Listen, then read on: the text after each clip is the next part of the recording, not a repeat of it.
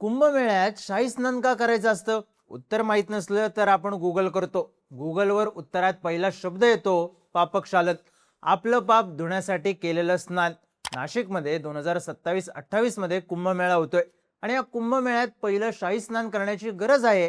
राज्याचे कुंभमेळा मंत्री गिरीश महाजन यांना. आता ते मंत्री आहेत, नाशिकमधले बडे नेते आहेत, त्यांच्यावर मोठी जबाबदारी आहे म्हणून नाही तर कुंभमेळ्यासाठीच्या कामाच्या 700 कोटींपेक्षा जास्त किमतीच्या बनावट वर्क ऑर्डर तयार करून 4 जणांना गंडा घालण्यात आलाय आणि यातला मुख्य आरोपी गिरीश महाजनांचा नातेवाईक आहे. आता महाजनांनी दूरचा पुतण्या म्हणून त्याचा उल्लेख केला असला तरी जळगाव मधल्या कार्यकर्त्यांची फौज नाशिकमध्ये येणं, पुतण्या बनावट वर्क ऑर्डरच्या प्रकरणात सापडणं, जामनेरमध्ये छापेमारी सुरू होणं, या सगळ्यात महाजन कसे अडकलेत?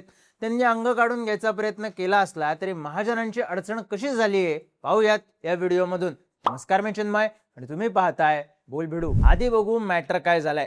तर नाशिकमध्ये होणाऱ्या कुंभमेळ्याच्या कामाचं टेंडर मिळवून देतो असं आमिष दाखवून 4 जणांची फसवणूक करण्यात आली. या चौघांकडून एकूण 3,45,00,000 रुपये उकळण्यात आले. आता इथे एक साधा प्रश्न पडला असेल, कुंभमेळ्याच्या टेंडर प्रोसेसला अजून सुरुवात झालेली नाही, कुंभमेळा व्हायला अजून तसा वेळ आहे, मग तरी जी लोक फसली ती कशी काय फसली? कारण त्यांना वर्क ऑर्डर्स दाखवण्यात आल्या ज्याच्यावर कुंभमेळा प्राधिकरणाच्या अध्यक्षांची म्हणजेच नाशिकच्या विभागीय आयुक्तांची बनावट डिजिटल सही होती. बरं, या तक्रार झाल्यानंतर पोलिसांनी कारवाईचा फास घट्ट केला आणि मुख्य आरोपी तनय महाजन, नरेंद्र महाजन आणि शकील अहमद सलीमुद्दीन शेख यांना मंगळवारी 11 ऑगस्टला अटक झाली. कुठून झाली? तर जामनेरमधून, गिरीश महाजनांच्या मतदारसंघातून, गिरीश महाजनांच्या बालेकिल्ल्यातून. तनय आणि नरेंद्र महाजन हे मूळचे जामनेरचेच, तर तिसरा आरोपी शकील शेख हा मूळचा धुळ्याचा. आता या तिघांनी नेमकं केलं काय? तर या तिघांवर 4 FIR दाखल आहेत. पहिल्या FIR नुसार त्यांनी किशोर उपाध्ये यांना नाशिकच्या कुंभमेळ्यासाठी जेवण आणि पाण्याची 268 कोटी रुपयांची 3 टेंडर देतो असं आश्वासन दिलं. या कामाच्या वर्क ऑर्डर दाखवल्या ज्यावर विभागीय आयुक्त प्रवीण गेडाम यांची सही होती. मग हे काम मिळवून देण्याचा ऍडव्हान्स म्हणून या तिघांनी 1,40,00,000 रुपये उकळले. यातले 1,34,00,000 रुपये ऑनलाईन घेण्यात आले होते. आणखी धक्कादायक गोष्ट म्हणजे हा सगळा प्रकार 1 फेब्रुवारी 2026 ते 11 ऑगस्ट 2026 पर्यंत सुरू होता. म्हणजे जवळपास 7 महिने आरोपींनी तयार केलेल्या बनावट वर्क ऑर्डर, त्याच्यावरची विभागीय आयुक्तांची बनावट सही आणि अस्तित्वात न आलेलं काम मिळवून देतोय आश्वासन, यातल्या कशाचाच पत्ता कुणालाही नव्हता. मग त्यांनी शेख शब्बीर शेख मोमीन आणि त्यांच्या पार्टनर्सना स्कीम टाकली 452.28 कोटींची. कुंभमेळ्यात होणाऱ्या हाऊसकीपिंगच्या कामासाठीचं टेंडर मिळवून देतो असं आमिष दाखवलं आणि 50,00,000 रुपये उकळले. स्कीमा इथंच थांबल्या नाहीत. या आरोपींनी छत्रपती संभाजीनगरच्या नासिर पठाण यांना बॅटरी, सोलार आणि इन्व्हर्टरचं काम आहे असं सांगून 2 बनावट वर्क ऑर्डर दिल्या आणि 1,45,00,000 रुपये बँक खात्यावर घेतले. या फिर्यादीला या तिघांनी रीतसर गंडा घातला. आम्ही तुम्हाला हमखास काम मिळवून देतो असं सांगितलं. काम मोठं आहे, तुम्हाला प्रॉफिट मधले 8% आम्हाला द्यावे लागतील, 1% डिपॉझिट ठेवावं लागेल आणि 1% वर्क ऑर्डरचं काम करणाऱ्या अधिकाऱ्यांना द्यावे लागतील असं म्हणत 1,45,00,000 रुपये काढून घेतले. तर छत्रपती संभाजीनगर मधल्या सय्यद हबीबुद्दीन यांना मार्च ते ऑगस्ट 2026 या काळात 339 कोटींचं टेंडर मिळवून देतो असं सांगितलं. मग कुंभमेळा प्राधिकरण नावाचं बनावट पत्र, भारत सरकारची राजमुद्रा, नाशिक महानगरपालिकेचा टेंडर नंबर आणि विभागीय आयुक्त प्रवीण गेडाम यांची बनावट डिजिटल सही असलेली वर्क ऑर्डर दाखवली आणि 40,00,000 रुपये उकळले. हे सगळं करण्याची त्यांची मोडस काय होती? तर या तिघांनी 5 बनावट टेंडर्स तयार केले. त्र्यंबकेश्वर कुंभमेळा प्राधिकरणाच्या नावाने बनावट दस्तऐवज तयार केले. यात हाऊसकीपिंग, पोलिसांचं जेवण, आंघोळीचं साहित्य अशासाठीच्या टेंडर्सचा समावेश होता. मग यावर ठेकेदारांचा विश्वास बसावा म्हणून विभागीय आयुक्तांची बनावट डिजिटल सही आणि भारताची राजमुद्रा असलेली बनावट वर्क ऑर्डर तयार केली. आपल्या ओळखी आणि ही कागदपत्र या सगळ्यातून फिक्स काम मिळवून देऊ असं आश्वासन दिलं आणि ठेकेदारांना लुटलं. बरं, या तिघांचा खेळ संपला कसा? तर या प्रकरणातल्या एका फिर्यादीने पैसे दिल्यानंतर या तिघांकडे ॲग्रीमेंट करण्यासाठी तगादा लावला, पण हे तिघं त्यासाठी टाळाटाळ करत होते. तनय महाजन आज करू उद्या करू असं म्हणत आपल्याला टाळतोय हे लक्षात आल्यानंतर त्यांनी तपास केला आणि कुंभमेळ्याच्या कामाचे असे कोणतेही टेंडर निघाले नाहीत हे त्यांना कळलं. त्यानंतर त्यांनी तक्रार केली आणि या सगळ्या प्रकाराचा खुलासा झाला. पण या सगळ्यात गिरीश महाजन यांच्यावर आरोप का व्हायला लागले, तर यातला मुख्य संशयित आरोपी तनय महाजन हा गिरीश महाजन यांचा नातेवाईक आहे. दुसरा आरोपी नरेंद्र महाजन हा जामनेरमध्ये महाजन यांच्या घराजवळच राहतो असं बातम्यांमधून सांगण्यात येते. आणि तिसरा आरोपी शेख हा धुळ्याचा असला तरी मंत्र्यांसोबत असलेल्या ओळखीचा गैरफायदा घेऊन त्याने हा सगळा ट्रॅप रचल्याच्या बातम्या आहेत. तर काही बातम्यांनुसार या प्रकरणात अटक झालेले तनय महाजन आणि नरेंद्र महाजन हे मित्र आहेत. दोघंही जामनेरचेच. तनय महाजनने काही वर्ष मुंबईत काम केलं. त्यानंतर मागच्या काही महिन्यांपासून तो जळगावमध्ये स्वतःचा व्यवसाय सुरू करण्याचा प्रयत्न करत होता. पण व्यवसायात रस नसल्याने तो मुंबई, नाशिक अशा फेऱ्या मारायचा. फोटोग्राफर म्हणून काम करणाऱ्या नरेंद्र सोबत मिळून त्याने कुंभमेळ्याच्या कामावर नजर ठेवायला सुरुवात केली आणि ओळखींचा गैरफायदा घेऊन टेंडर मिळवून देऊ असं आमिष दाखवत ठेकेदारांना लुटायला सुरुवात केली. तनय महाजन हा गिरीश महाजन यांचा नातेवाईक असल्याचं स्पष्ट झालं आणि मीडियाने अर्थातच महाजनांना घेरलं. भाजपच्या संकट मोचकांवर संकट आलं. स्पष्टीकरण देताना गिरीश महाजन म्हणाले, तनय माझा दूरचा नातेवाईक आहे. छत्रपती संभाजीनगर मधल्या एका ठेकेदाराने काम मिळवण्यासाठी या ठगांना तब्बल 25 लाख रुपये दिलेत. माझे आरोपींच्या कुटुंबाशी कौटुंबिक संबंध नाहीत.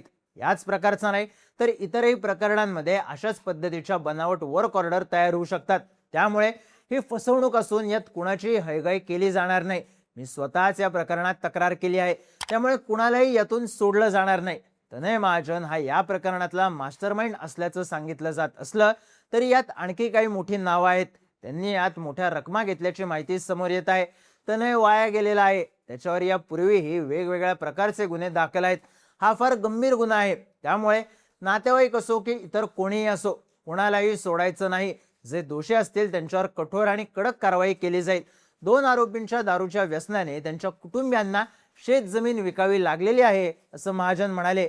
पण तनय दूरचा नातेवाईक आहे, दारूचं व्यसन आहे, कौटुंबिक संबंध नाहीत असं म्हणत त्यांनी अंग काढून घेण्याचा प्रयत्न केला का अशी चर्चा सुरू झाली. त्यात माध्यमांशी बोलताना महाजन म्हणाले, आता सर्व प्रक्रिया ऑनलाईन होते.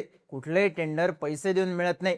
कुठलीही पडताळणी न करता लाखो रुपये दिले. मोठे ठेकेदार असूनही अशा भूलतापांना बळी पडले ही ठेकेदारांची चूकच म्हणावी लागेल.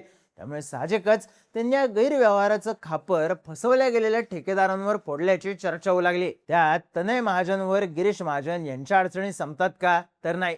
दिव्य मराठीने दिलेल्या बातमीनुसार सिंहस्थ कुंभमेळ्यात निघणारी कोट्यवधींची कामं मिळवण्यासाठी जामनेरसह जळगाव, पाचोरा, चाळीसगाव, भुसावळ, मुक्ताईनगर, धुळ्यामधल्या 150 पेक्षा जास्त कार्यकर्त्यांनी नाशिक शहरात मुक्काम ठोकलाय. शासकीय कार्यालय, शासकीय विश्रामगृह, मंत्रालय इथे या कार्यकर्त्यांच्या झुंडी फिरत असल्याची माहिती कार्यकर्त्यांच्या गोटातून पुढे आली आहे. आता यात सर्वाधिक भरणा आहे तो नाशिक, जळगाव या जिल्ह्यांमधल्या कार्यकर्त्यांचा. जिथं अर्थातच होल्ड आहे तो गिरीश महाजन यांचा. त्यामुळेच कुंभमेळा मंत्री म्हणून जबाबदारी मिळालेले गिरीश महाजन अडकल्याची चर्चा आहे. बरं, विषय इथेही थांबत नाहीये. तनय महाजन, नरेंद्र महाजन आणि शकील शेख यांना 5 दिवसांची पोलीस कोठडी सुनावण्यात आली आणि त्यांच्या चौकशीत काही महत्त्वाचे खुलासे झालेत. तपासादरम्यान पोलिसांना या घोटाळ्याचं जाळं जामनेरपर्यंत पसरल्याचं निष्पन्न झालं. मग धुळ्यातल्या एका शिक्षकांना आपल्या मित्रांच्या खात्यावर फसवणुकीतून मिळालेली लाखोंची रक्कम UPI द्वारे ट्रान्सफर केल्याची माहिती समोर आली.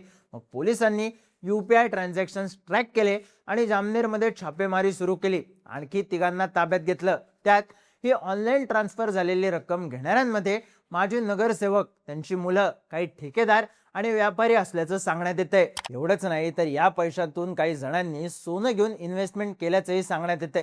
सध्या जामनेरमध्ये ही रक्कम घेणाऱ्यांचा शोध घेण्याचं काम सुरू आहे. त्यामुळे इथेही महाजन यांचे निकटवर्तीय सापडतात का हा प्रश्न चर्चेत आहे. या सगळ्यामुळे गिरीश महाजन यांचा राजीनामाही मागितला जातोय. मनसे आणि ठाकरेंच्या शिवसेनेकडून जळगावच्या जिल्हाधिकारी कार्यालयासमोर आंदोलन करण्यात आलं. या सगळ्या प्रकरणाची निष्पक्ष चौकशी व्हावी यासाठी गिरीश महाजन यांनी नैतिकतेच्या मुद्द्यावर राजीनामा द्यावा अशी मागणी करण्यात आली. तर आदित्य ठाकरेंनी अयोध्येतल्या देणगीवरून जो वाद निर्माण झाला होता, अगदी तसाच प्रकार आता नाशिकमध्ये भाजपच्या सत्तेखाली सुरू असलेल्या कुंभमेळ्याच्या कामांबाबत पाहायला मिळतोय. या प्रकल्पांवर काम करणारे अनेक कंत्राटदार हे बाहेरचे आहेत. कुंभमेळ्यासारख्या मोठ्या आणि महत्त्वाच्या आयोजनात स्थानिक कंत्राटदारांना डावलून बाहेरच्या लोकांना कामं दिली जात आहेत असं म्हणत महाजनांवर अप्रत्यक्ष निशाणा साधला. या सगळ्यात तनय महाजनचे वडील अनंत महाजन यांनी तनयला पोलिसांनी अटक केल्याचं गावातल्या लोकांनी सांगितलं. मंत्री गिरीश महाजन यांनी फोन करून तनयच्या कृत्याबाबत नाराजी व्यक्त केली. तनय शहरात हार्डवेअरचं दुकान चालवत होता, मात्र गेल्या वर्षभरापासून तो दुकानात बसत नसल्यानं ते बंद करावं लागलं होतं, अशी प्रतिक्रिया दिली. स्वतः गिरीश महाजन यांनीच यात आणखी काही मोठी नावं आहेत असा दावा केलाय. पण ज्या प्रकरणातला मुख्य आरोपी त्यांचाच दूरचा नातेवाईक आहे, त्यांच्याच मतदारसंघातून त्याला अटक झाली आणि सध्या त्यांच्याच मतदारसंघात पोलिसांची छापेमारी सुरू आहे. आता पोलीस कोठडीत असलेल्या 3 आरोपींच्या चौकशीतून नेमके कोणते मोठे मासे गळाला लागतात आणि कुंभमेळ्याचे 700 कोटींचे बनावट टेंडर्स नेमके कुणाला गोदावरीत बुडवतात हे येणारा काळच सांगेल.